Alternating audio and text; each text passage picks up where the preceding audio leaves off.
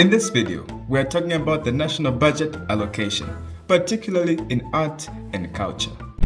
The story begins here, when the Minister of Finance is taking his walk towards the Parliament grounds to present the national budget. Now we all watch with different interests. If you just graduated as a health worker, you're hoping to see how many health workers will be employed the following year.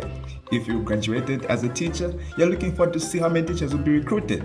Now, if you're not caring about any of those, you're just wondering if he's still carrying the copper briefcase.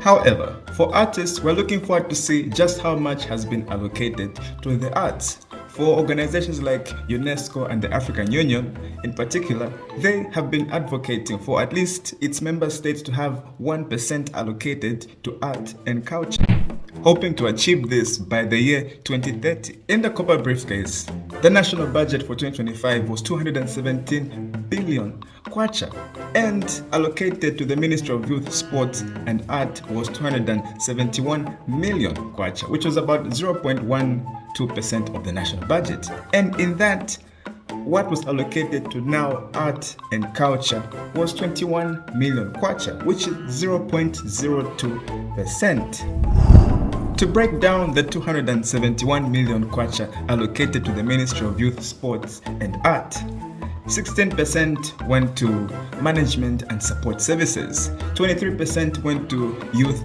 development, and 51% went to sports development, and for art development, 7%. To put it into perspective, what you can do with that 7% allocated to the arts is hire Davido, book a venue, logistics, promotions, and the change, pay the local artists.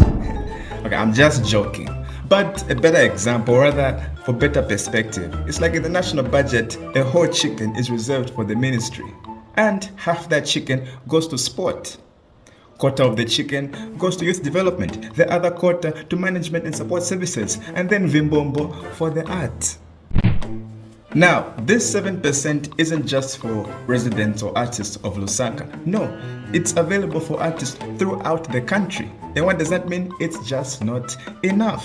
Now, unless the people who are responsible for allocating have in the past performed miracles like share 5 loaves and 2 fish, it's just not possible to grow the art sector with 7% or basically 21 million kwacha. We all know that comparison is a robber of joy. And with that, I won't start saying things like, oh, in South Africa, they allocate 1.7% of their GDP to the arts and culture. And in return, they get back over $1 billion to their GDP, or that 1 million people are employed with that initiative. I won't say that. But what I will say is that it's pointless to tell a musician, don't sing for political parties' campaign songs. Or to tell a content creator, stop advertising for betting companies. It's wrong. With 0.02 sorry, with 0.02% allocated to the arts, pointless. Ladies and gentlemen, it goes without saying that an increased budget allocation to the arts and culture would definitely have so many benefits. For example, an artist would be able to live off of their work through salaries, grants, prizes. I mean, if you're not Yomaps or Mamatero, you need at least 3 jobs and a side hustle to survive. In addition, an increased allocation could help to fix and build places to perform and showcase art.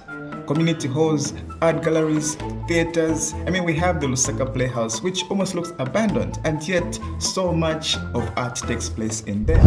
Initiatives and programs could be created to take art to the villages. We could have more festivals, more plays, more art exhibitions.